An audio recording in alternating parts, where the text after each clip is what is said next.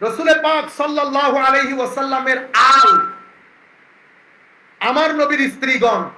একটা হাদিস আমি এটা জমিতুল ফালাই বলেছি, আপনারা দয়া করে শুনবেন, তাইলে এই প্রশ্নগুলো আর আসে না। দেখেন, আমাদের এখানে একটা হচ্ছে এফরা, একটা হচ্ছে তফরিদ, মাঝখানেরটা হচ্ছে এতেদাল, একটা হচ্ছে বেশি চালাক। বুঝতে পেরেছেন? ও সিঁড়ি ওই জায়গায়, তো পুকুর দেখতে হবে, এখান থেকে স্টপ করে দিয়েছে, বেশি চালাক। আরে বেটা, আরো আধা মাইল আছে, আপনি আধা মাইল যাবেন না, পানি পড়ে যাবে, পানি পড়ে যাবে, সেই কারণে ডালে না। এখানে বোতল পূর্ণ হয়েছে, হয়েছে অর্ধেক না, এটাকে বলে তফরিত। এখন ইনি বেশি বুঝতে গিয়ে পানি ডালতে ডালতে আধা কিলো পানি ফেলে দিয়েছে, এটাকে বলে গুলুল, এফরাত। এফরাতের মাধ্যমে দ্বীনের মধ্যে বেদাত ঢুকে, তৌহিদের তাফরিতের মাধ্যমে দ্বীনের মধ্যে উগ্রতা ঢুকে, বেয়াদবি ঢুকে। মাঝখানেরটা এতেদাল।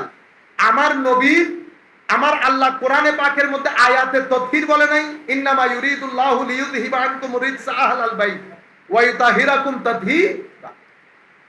এই আয়াতটা আজওয়াজে মুতাহারা, পুরো আয়াতের কনটেক্সটের মধ্যে আজওয়াজে আমার নবীর স্ত্রীগণ, আমার নবীর স্ত্রীগণকে শুধু এরাই আলে বাইত। যেই পঞ্চতনের কথা আপনারা বলেন, সেই পঞ্চতন এই আয়াতে তথহিরের মধ্যে অন্তর্ভুক্ত না, শুধু আমার নবীর স্ত্রীগণ অন্তর্ভুক্ত। এই কথা যারা বলে তাদেরকে আমরা খারেজিয়ুজ জাহেল বলি। আপনারা বুঝতে পেরেছেন? এদের ভিতরে আমার নবীর পরিবারের ব্যাপারে কি আছে? দুশ্মনী। আর শিয়ারা এই আয়াতের ব্যাখ্যায় শুধুমাত্র পাক পঞ্চতন সিলেক্টেড কিছু আলে রসুলকে মনে করে, আজওয়াজে রসুল এই আয়াতের অন্তর্ভুক্ত না মনে করে। কিন্তু আপনি যদি পিছনের 5-6টা আয়াত দেখেন, ইয়া আইয়ুহান নবী, ইয়া আইয়ুহান নবী কুল্লি আজওয়াজিক ইন কুনতুন্না তুরিদনাল হায়াতুদ দুনিয়া ওয়াল আখিরা, এরকম এরকম করে আবার আমার আল্লাহ বলেছেন, হ্যাঁ, ইয়া নিসা আন-নবী লাস্তুন্না কাআহাদিন মিনান নিসা, এরপরে ওয়াকারনা ফি বুয়ুতিকুন্না, এর আগে ওয়ামান ইয়াকনুত মিনকুন্না, পুরো আমার নবীর আজওয়াজের জন্য। কিন্তু শুধু এখানে এসেছে ইন্নামা ইউরিদুল্লাহু লিইউযহিবা আনকুম বলেছে। কুম যখন বলেছে, বলার দরকার ছিল কুন্না, কারণ স্ত্রীদের কথা হচ্ছে, তো স্ত্রীলিঙ্গ শব্দ হচ্ছে কুমনা, কুন্না। তো কুন্না না বলে এই আয়াতের মধ্যে কুম বলেছে। আমরা বুঝতে পেরেছি এখানে পুরুষ এবং মহিলা দুইটাই শামিল আছে, বিদায় কুন্না না বলে কুম বলেছে। কিন্তু শিয়ারা আয়াতের মধ্যে শুধু বলে শুধু আলে রসুল উদ্দেশ্য, আজওয়াজ এখানে অন্তর্ভুক্ত না। আমরা তাদেরকে শিয়া বলি, আমরা তাদেরকে উম্মতে মুসলিমা মনে করে। আমরা যখন উম্মতে মুসলিমা মনে করব, বলবো, তো সেটার মাধ্যমে উদ্দেশ্য কি? সেটার মাধ্যমে আহলুস সুন্নাত ওয়াল জামাত উদ্দেশ্য। আমি বারবার উম্মতে মুসলিমা বলছি আপনাদেরকে বোঝানোর জন্য। আহলে সুন্নাত ওয়াল জামাত মানে এই 2 টাকার 5-6 জন মিলে আহলে সুন্নাত ওয়াল জামাত না, কুল কায়নাত উম্মতে মুসলিমার 80 থেকে 95% আহলুস সুন্নাত ওয়াল জামাত। মিডিয়াতে উপস্থিতি কম, টাকা পয়সা কম, ডলার কম, তেল কম, সেই কারণে সব জায়গায় পিছাই পড়ছি। সংখ্যায় বেশি, কার্যক্রম কম, অথবা মুখে বলি হুসাইনিয়ত, লালন করি এজিদিয়ত, সেই কারণে কাজের মধ্যে বরকত নাই। তাহলে আয়াতে তদহিরের মধ্যে শুধুমাত্র পাক পঞ্চতন না, আমার নবীর স্ত্রীগণ পাক পঞ্চতন, আমার নবীর আল, চাচাতো ভাই, জ্যাঠাতো ভাই, তাদের আওলাদ সবাই আমার নবীর আলের অন্তর্ভুক্ত। তবে 4 জনের ব্যাপারে আমার নবী অগণিত হাদিস বলেছেন, যে হাদিসের সংখ্যার দিক থেকে তাওয়াতুরের পর্যায়ে, ইমাম রাজি বলেছেন তাওয়াতুরের পর্যায়ে পৌঁছে গেছে। মানে খুব নির্ভরযোগ্য সূত্রে অসংখ্য হাদিস বর্ণিত হয়েছে হাসান, হুসাইন, হযরত আলী এবং ফাতেমা রাদিয়াল্লাহু তাআলা আনহার নাম। আমাদের অনেক ভাই বলেন, আল্লাহ রাসূলের কি আর আওলাদ ছিল না? অবশ্যই ছিল, সব আমার মাথার উপর, সব আমার মাথার উপর। তো বলে, এই গতকালকে রাতও একজনের বক্তব্য শুনতেছিলাম, তো ওনারা শুধু 4 জনের কথা বলেন। আরে ভাই, আমি বলি নাই তো, আমার নবী বলেছেন। বেশি পণ্ডিতি করলে ওখানে গিয়ে ইখতিলাফ করেন। সমস্যা হচ্ছে আমার সাথে ইখতিলাফ করলে ইখতিলাফ, মা বাবার সাথে ইখতিলাফ করলে বিয়াদব, কিন্তু আমার নবীর সাথে ইখতিলাফ করলে কাফের। এবার সিদ্ধান্ত আপনার, সিদ্ধান্ত। তাহলে আলে রসুল বললে মানে আয়াতে তথহিরের মধ্যে আউলাদে রসুল, আহলে বাইতে রসুল মানে সবাই, আজওয়াজ আমার নবীর আল সন্তান। তবে এগুলার মধ্যে 4 জনের প্রতি গুরুত্ব বেশি দেওয়া হয়েছে, এদের উপর অসংখ্য অগণিত হাদিস বর্ণনা করা হয়েছে। এই জন্য এই 4 জনকে আমার নবী সহ উম্মতে মুসলিমা পাক পাঞ্জেতন বলে, পবিত্র 5 জন সত্তা। এই কারণে বলে, কারণ আমার নবী বলেছেন, সেজন্য। যাই হোক, কারবালা শাহাদতের শোক কিভাবে পালন করবেন? আমার ভাইয়েরা, শোক তো আপনার লাগবে, পালন কিভাবে করবেন? পালন করবেন আমরা এখন যেভাবে পালন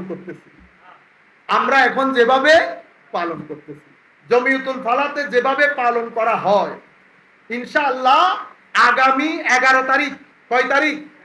আপনারা এখানে যারা বসেছেন, আমি খুব কষ্ট করে আপনাদের কাছে এসেছি। আপনারা 11 তারিখ বাইতুল মুকাররমের মধ্যে আমরা আরেকটা জমিয়তুল ফালা চাইব। বাইতুল মুকাররমের রন্ধ্রে রন্ধ্রে, দেওয়ালে দেওয়ালে, ইট ইট থেকে যেন আওয়াজ আসে, আলে বাইতে রাসূল জিন্দাবাদ। এই আওয়াজ যেন বাইতুল মুকাররমে যেন একটা তরঙ্গের তৈরি হয়। প্রত্যেক যারা আপনারা এটা আলাদা করে প্রচার করবেন, সমস্ত ভাইদের প্রতি আমাদের অনুরোধ থাকবে, যারা আমাদেরকে মহব্বত করেন, সুন্নিয়তকে পছন্দ করেন, আলে রাসূলের মহব্বতকে ধারণ করবেন, আপনারা আগামী 11 তারিখ বাইতুল মুকাররম জাতীয় মসজিদকে বঙ্গোপসাগরে পরিণত করার জন্য বিনয়ের সাথে অনুরোধ রইল। তাহলে শোক কিভাবে পালন করবেন? মনে রাখবেন, আমাদের এখানে শরীয়তের মধ্যে আমরা কারো মৃত্যুতে শোক দিবস পালন করি। সেই শোক দিবস পালন করার কিছু শরঈ বিধান আছে। পাক শাক করতে পারবো না, বিশেষ কাপড় পরতে হয় স্ত্রীকে, সেটা 4 দিন। বুঝতে পেরেছেন? মানে ওই যে আমরা আগুন জ্বালাই না, পাক শাক করি না, শোক পালন করার কিছু শরঈ বিধান আছে। আরেকটা শোক হচ্ছে মেটাফরিক্যাল মানে অন্তরে সেই দরদকে ধারণ করে উম্মতে মুসলিমার অন্তরে হুসাইনিয়তের একটা জাগরণ তৈরি করা। এটা আমরা এখন যেভাবে করছি সেভাবে পালন করবেন। এখানেও উম্মতে মুসলিমার মধ্যে একটা গ্রুপ আছে আওয়াজও করে না, এদেরকে আমরা খারেজি বলি। আরেকটা গ্রুপ আছে তারা শরীরে আঘাত করে, এদেরকে আমরা শিয়া রাফেজি বলি। গালিগালাজ কাউকে করার দরকার। আমরা কিভাবে পালন করি? আমরা এভাবে পালন করি। আপনারা বুঝতে পেরেছেন? আমরা কিভাবে পালন করব? হুসাইনিয়তকে অন্তরে ধারণ করে আগামী কালকে থেকে যতদিন বেঁচে থাকবো কোনদিন কোরআনের তিলাওয়াত বাদে ছাড়বো না। যতদিন বেঁচে থাকবো নামাজ ছাড়বো না, জিকির ছাড়বো না, মানুষকে সহযোগিতা করব। কমপ্লেইন করা থেকে নিজেদেরকে দূরে রাখবো, মানুষকে সহযোগিতা করব। আচ্ছা, আরেকটা বিষয়, মুহররম মাসে কারবালার স্মরণে ইমাম বারেগা তৈরি করা, তাজিয়া করা, বা আমাদের দেশে যেই সমস্ত কার্যকলাপ হয়, কতটুকু দেখেন, আমি কোনো আলেম না ভাই, আমি শরীয়তের এত ফতোয়া দেওয়া সম্ভব। আপনারা ইমাম বারেগা তৈরি করে, অনেকে অনেকভাবে করে, আমরা সেদিকে না যাই, আমরা আমাদের মতো করে পালন করি। যারা বিশৃঙ্খলা করতে চায়, যারা তাদের মতো করতে চায়, তাদেরকে করতে দেয়, আমরা ওভাবে করি না। আমরা খাওয়া দাওয়া তৈরি করি, আহলে বাইতে রাসূলের সম্মান বর্ণনা করি, তাদের আদর্শ লালনের জন্য তরুণ প্রজন্মকে উদ্বুদ্ধ করি, যারা আসেন তাদেরকে সম্মান করি, খাওয়ান দাওয়ান খাওয়াই। এটা আমাদের সেলিব্রেশনের তরিকা। অথবা আমি যদি চাই আমি গ্রামের রাস্তায় দাঁড়িয়ে মানুষকে শরবত পান করালাম, আমি পারবো। আমি যদি চাই গরিব মেহনতি জনগোষ্ঠীকে অর্থনৈতিক সহায়তা দেব, হুসাইনি তাবাররুক বিতরণ করব। কিন্তু আমাদের এখানে কেউ তাজিয়া মিছিল করে। মেইনলি মনে রাখবেন, সেলিব্রেশন যেটা কিছু আছে, শিয়া সেলিব্রেশন, তাদেরকে করতে দেন, সেটা আমরা করব না। আমরা যেহেতু আমাদের মুরব্বীরা করে নাই, আপনাদের এখানে গত 100 বছরে ওলি বুজুর্গদের মধ্যে বড় বড় আলেম আসেন নাই? এসেছেন, বুজুর্গ এসেছেন, কেউ করেছেন? তো যেহেতু কেউ করে নাই, আমিও করব। আপনারা বুঝতে পেরেছেন? ডানে বামে করতেছে, করতে দেন, তাদেরকে আমরা বাধা না দেই। আমরা শক্তিটা তুলে ধরি। যেই তরকারির মজা বেশি, সেই তরকারির টেবিলের মধ্যে সবাই শরিক হবেন। আমার টেবিলে শরিক হন আমি বলবো না, আমার দায়িত্ব তরকারিটা সুন্দর করে পাকান, যেটা আমি এখন চেষ্টা করতেছি। আপনারা বুঝতে পেরেছেন ইসলামী সমাজ বিনির্মাণে কারবালার গুরুত্ব। এই যে আমি ইসলামী সমাজ বিনির্মাণ, সমাজ বাদ দেন, সমাজ বাদ দেন, ব্যক্তি তৈরি করেন, ব্যক্তি। তাইলে ব্যক্তি তৈরি করতে হলে কারবালার গুরুত্ব কোথায়? হুসাইনিয়ত একটা মডেলের না। আমি কি চাচ্ছি, কোথায় যেতে চাচ্ছি, ডেস্টিনেশন কোথায়? ডেস্টিনেশন ইমামে হুসাইন, এটা হুসাইনিয়ত। তাইলে আমি ব্যক্তি জীবনে আগে হুসাইনিয়তকে ধারণ করব। সমাজ অনেক পরের কথা। আপনি এই 12 লাখ ফিটের জায়গার মধ্যে হুসাইনিয়ত প্রতিষ্ঠা করতে চাচ্ছেন, আর 5 ফিট শরীরের মধ্যে ইয়েজিদিয়ত নিয়ে ঘোরাফেরা করেন। আপনারা বুঝতে পেরেছেন? আপনি এটা নিয়ে যদি আপনাকে আমি পার্লামেন্টে পাঠাই দেই, কি করবেন আপনি? কিছুই করতে পারবেন না। এই জন্য খানেকার মধ্যে হুসাইনি তৈরি করে, খানেকার মধ্যে হুসাইনি তৈরি করে, পার্লামেন্টের মধ্যে হুসাইনি প্রতিষ্ঠা করে, হুসাইনিয়ত প্রতিষ্ঠা করে। আগে নিজেকে হুসাইনিয়ত ওই আদলে গড়ে তুলেন, তখন অটোমেটিক্যালি সমাজ বিনির্মাণ হবে। সমাজ শুদ্ধ হলে রাষ্ট্র শুদ্ধ হবে। এখন আপনি ইয়েজিদিয়তকে ধারণ করে আপনার মতের সাথে অমিল রেখেছে, সেই কারণে কবর থেকে উঠে জ্বালিয়ে দিচ্ছেন। আপনার মতের সাথে মিল নাই, ঘরে ঢুকে আপনি বুকের উপর বসে জবাই করে দিয়েছেন। আপনাকে আমি রাষ্ট্রের মধ্যে দিলে আপনি তো আমার 14 গোষ্ঠী জবাই করে দিবেন। আপনারা বুঝতে পেরেছেন? সেই কারণে হুসাইনিয়তের গুরুত্ব ইসলামী সমাজ বিনির্মাণে। ইসলামী সমাজ নামাজের নাম না, শুধু নামাজ পালন করে নিজেকে অশ্লীল গর্হিত কাজ থেকে বিরত রাখার নাম ইসলামী সমাজ।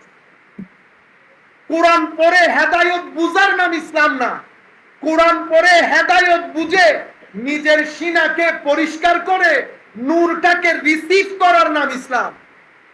এটার জন্য 2 ধরনের শিক্ষা দরকার, একটা সিনার, একটা ব্রেইনের। ব্রেইনেরটা মাদ্রাসায়, সিনারটা খানেকায়। বুঝতে পেরেছেন আপনারা? এটা মাদ্রাসায় পাওয়া যায় না, এটা বই পড়েও পাওয়া যায় না। ব্রেইনেরটার জন্য বই লাগে, সিনারটার জন্য বই লাগে না। আরেকটা সিনা লাগে, সেই সিনার সাথে বসতে হয় এবং নিজের ভিতরের জগৎকে পরিষ্কার করতে হয়।